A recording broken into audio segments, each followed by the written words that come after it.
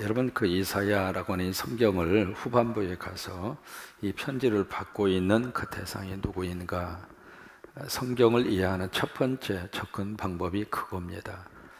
맨 처음에 성경을 받아서 읽게 되는 첫 번째 독자라고 이렇게 표현을 하거든요. 맨 처음에 이 말씀을 받아서 읽는 그 대상이 누구인가. 왜냐하면 그 대상을 염두에 두고 성령님께서 말씀을 주신 거예요. 누구를 대상으로 이 말씀을 지금 기록을 해서 주고 계시는가.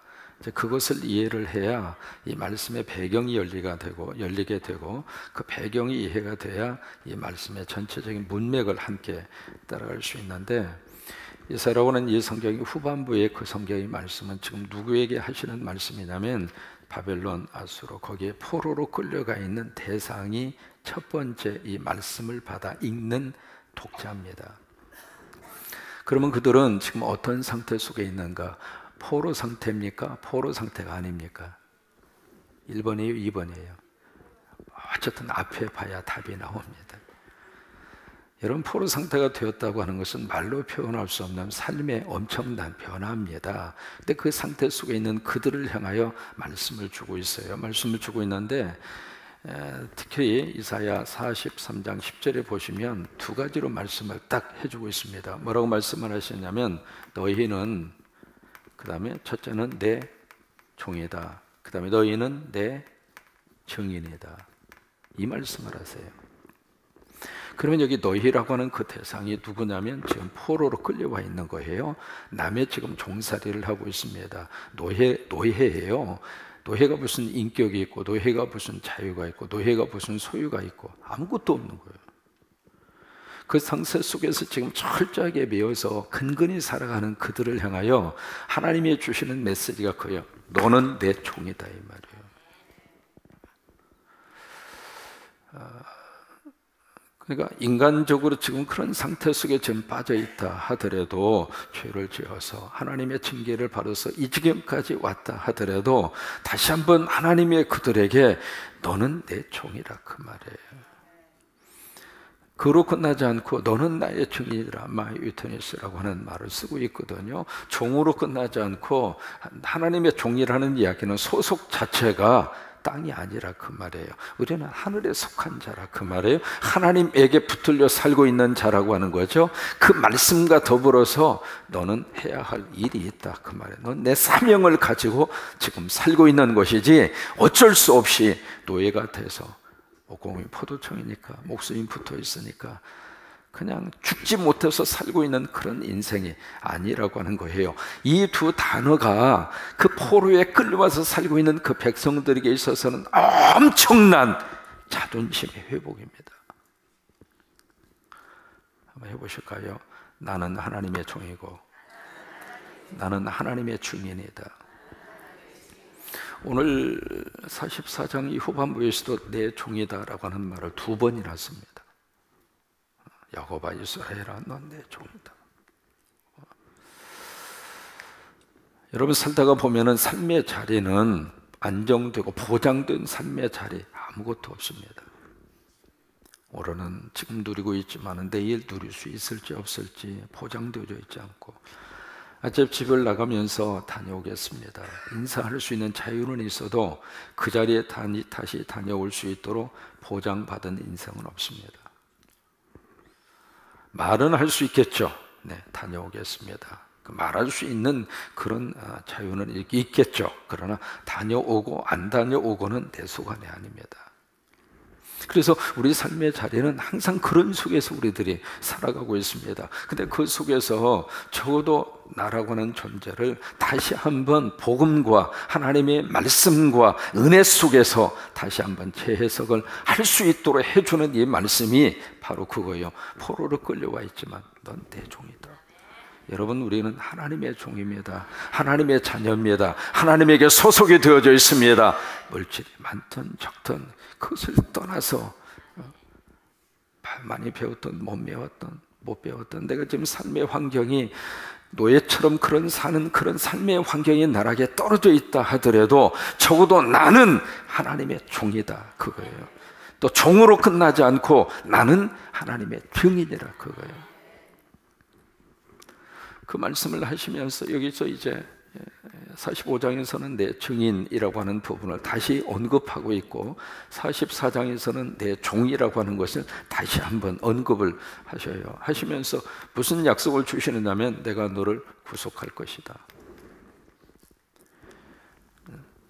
구속을 하실 것이다. 그걸 우리 말로 하면 살림의 역사와 살림의 복을 다시 너희들에게 허락을 하실 것이다. 그리고 구체적인 내용은 회복시켜 주리라.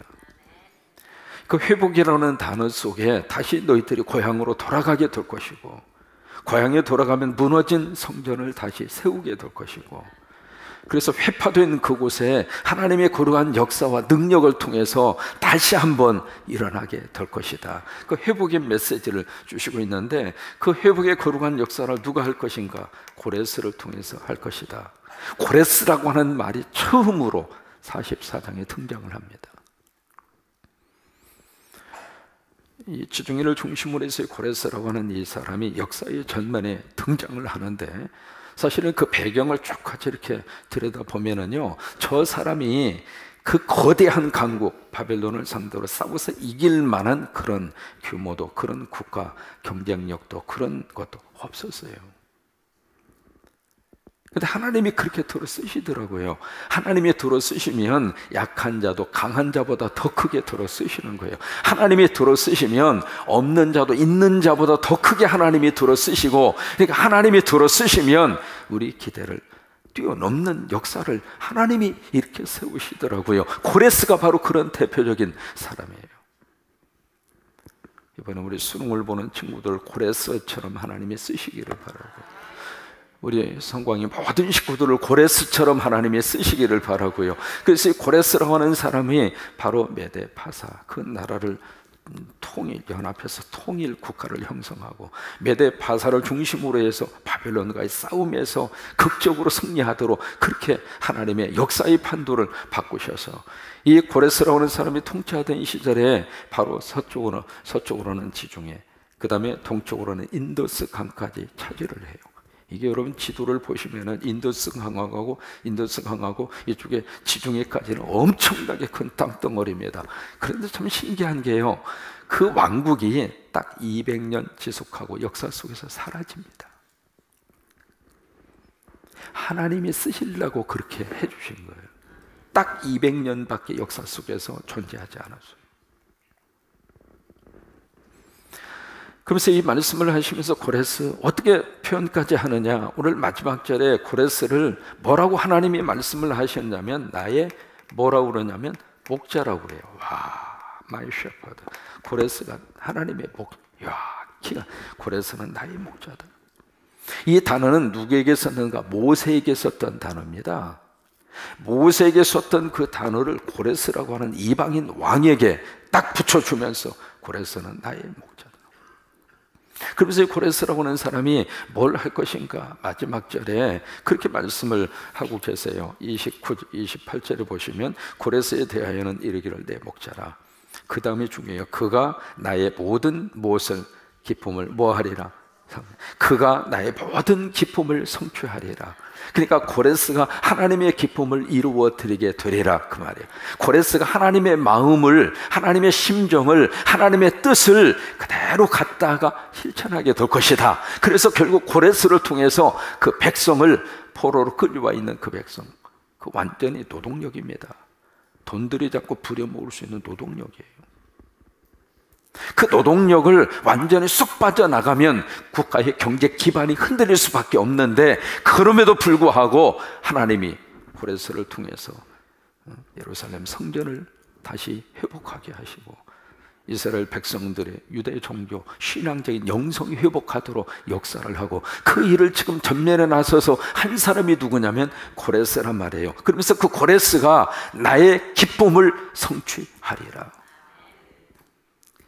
결국 이 고레스가 누구일까? 결국 신약으로 가면은 그 고레스가 바로 누구예요? 메시아.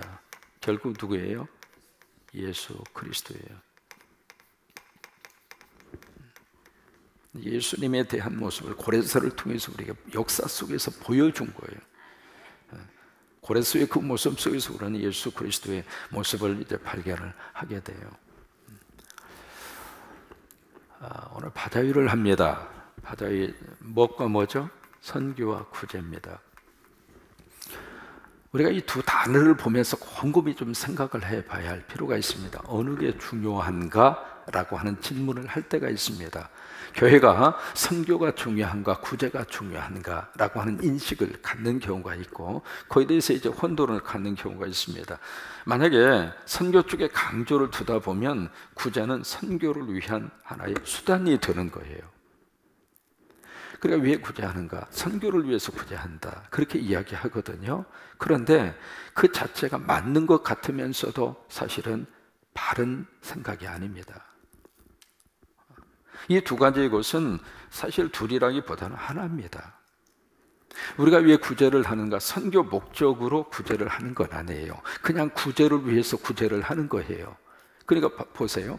구제가 선교적인 목적으로 만약에 구제를 한다면 선교 목적이 없으면 구제는 의미 없는 일인가?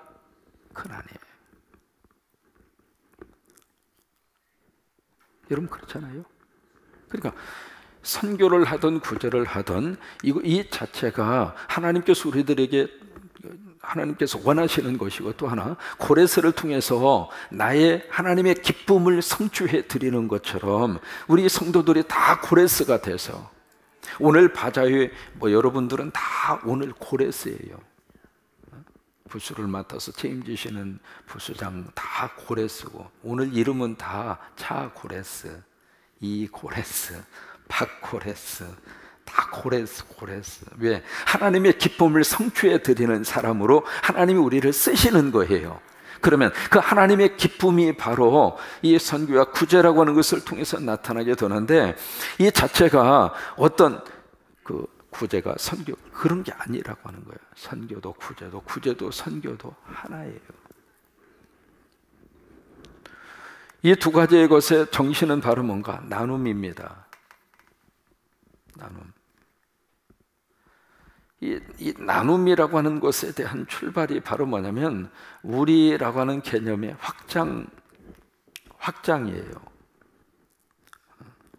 우리 교회, 우리 성도, 우리 구역, 우리 식구, 그 우리라고 하는 울타리를 확장해서 그것을 확대시켜 나가는 것이 나눔이에요. 만약에 우리 속에 우리라고 하는 개념 자체가 협의적인 의미에서, 다시 말해서 자꾸 그 개념 자체가 축소가 되면 나눔 자체가 내 근처 사람밖에는 이루어지지 않습니다. 부모와 자식의 관계 속에서 우리라고 하는 개념이 거기로만 딱 고착이 되어지면 자식에게만 나누고 끝납니다. 그런데 우리라고 하는 개념이 그 개념에서 끝나지 않고 이웃으로 확장이 되고, 군산으로 확장이 되고, 전라북도로 확장이 되고, 세계로 확장이 되고, 그러면 확장되는 그 개념 속에서 나가는 것이 선교이고 구제입니다.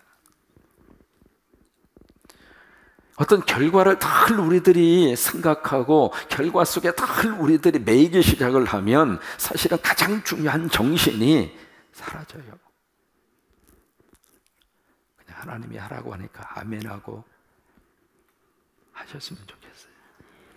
결과는 아버지 손에 달려있어요. 많이 주셔도 좋고 조금 주셔도 좋고 괜찮아요.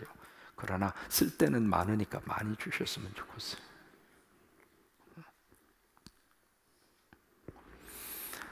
어느 목사님의 간증입니다. 저 어렸을 때만 하더라도요, 목사님들이 참 경제적으로 너무 힘들었습니다. 먹고 사는 것 자체가 힘들었고, 여러분 성미 제도가 왜 나온 줄 알아요? 목사님들 밥 굶지 않으려고. 그래서 성미 제도가 나온 거예요. 왜? 교회가 하도 힘드니까 사례비도 못 드리고, 왜? 성도들도 힘든데 목사까지 챙길 수 있는 여력이 안 됐잖아요. 그래서 과거 시대의 목사님들은 참 굶주렸어요. 참 먹을 것이 없어서 힘들었고, 굶주렸습니다마는 또 하나 성도들의 사랑은 먹고 살았어요. 참 정말로 주의 종들 존경했습니다. 진심으로 사랑을 했어요. 그러니까 경제적으로는 힘들었어도 영적으로는 참 풍요로운 삶을 사셨어요. 지금은 거꾸로 된 것 같아요. 물질적으로는 목회자들이 좀 어느 정도 유지가 되고 먹고 살만하지만, 성도들이 목회자 바라보는 시선이라든지 성도들이 목회자를 대하는 기본적인 태도라든지 존경도 사랑도 뭐 여기는 잘 하시는데, 근데 참 과거하고는 거꾸로 된 거예요. 거꾸로 됐어요. 그래서 먹고 살기 힘든 그 시절의 목사님이 너무 힘든데 어느 집사님께 보니까 목사님이 얼굴이 누렇게 뜬 것처럼 보인 거예요. 그래서 안쓰러운 생각이 들어서 애지중지 키우던 닭을 그때 닭은요 집안 재산 목록 1호잖아요. 그 닭을 잡아가지고 목사님 잡수시라고 가지고 온 거예요. 세상 1년에 한 번 먹을까 말까 하면 닭. 그래서 이 사모님이 거기다가 집어넣을 수 있는 거 다 집어넣고 그냥 막 별걸 다 집어넣고 잘 끓였어. 그래가지고 이 닭이 날 잡수하고 이제 대접에 다 이렇게 올라와 있는데 갑자기 인기척이 나면서 어이 누구 계십니까? 배고파 죽겠는데 뭐 먹을 거 없습니까? 하고 인기척이 나서 문을 열고 누가 대문을 열고 딱 나오는 세상에 거지도 그런 거지가 어디가 있어요? 그 거지가 그 순간 딱 나타난 거야. 그래서 목사님이 닭다리를 뜯으려고 하는 순간 그 소리를 딱 보니까 거지가 그 순간에 딱 와서 아휴 해피로면 이 시간에 와가지고 조금 있다 오든지 아니 먼저 왔다가 가버리든지 1년에 겨우 이거 교회 있는 사람에서 갖다 주는 이 닭 이거 좀 먹으려고 하는 그 순간에 거지가 그 순간에 딱 와가지고 그래서 갈등이 생긴 거예요. 먹을까 말까. 그다 마음속에 무슨 생각이 들었느냐면 그래도 너는 1년에 한 번씩이라도 먹을 수 있지만 저 거지는 1년에 한 번도 못 먹지 않느냐. 그러니까 대접하라고. 그래서 목사님이 눈물을 머금고 그 닭을 삶아놓은 닭을 이렇게 주면서 형제님 오셔서 좀 잡수시라고. 이게 들어서 그럼 조금 먹고 남겨둘 줄 알았지. 세상에 양손으로 닭다리를 딱 잡더니 양손으로 막 먹는 거예요. 막 입에다가 말 그대로 개눈 감추듯이 한순간에 다 먹어버렸어. 목사님 그 모습을 보면서 아휴 저 닭다리 조금이라도 남겨주지. 먹고 가버린 거예요. 먹고 갔는데 딱 일어나서 가는 뒷모습을 보면서 무슨 생각이 들었느냐면 그 근처에 1km에 집이 없어요. 집이 없는데 어떻게 저 거지가 왔을까? 그 생각이 들어서 이상한 김에 따라가 봤어. 바로 뒤쫓아가 보니까 없는 거예요. 어디로 골목으로 갈 데도 없고 어디로 초대할 데도 없는데 사라져버린 거예요. 그러고 나서 이제 마음속에 무슨 생각이 들었냐면 왠지 모르게 기쁨이 솟아오르는 거예요. 그런데 그 다음부터 이 목사님 간증입니다. 그 다음부터 무슨 일이 일어났느냐면 성경이 열린 거예요. 성경이 열리면서 성경이 해석이 되는 거예요. 성경이 해석이 되니까 성경이 해석이 된 말씀을 가지고 증거하니까 성도들이 은혜를 받고 교회가 막 부흥이 되고 그분 서울 가서 목회 크게 하고 있습니다. 간증을 해요. 안 되면 닭다리 대접하라고.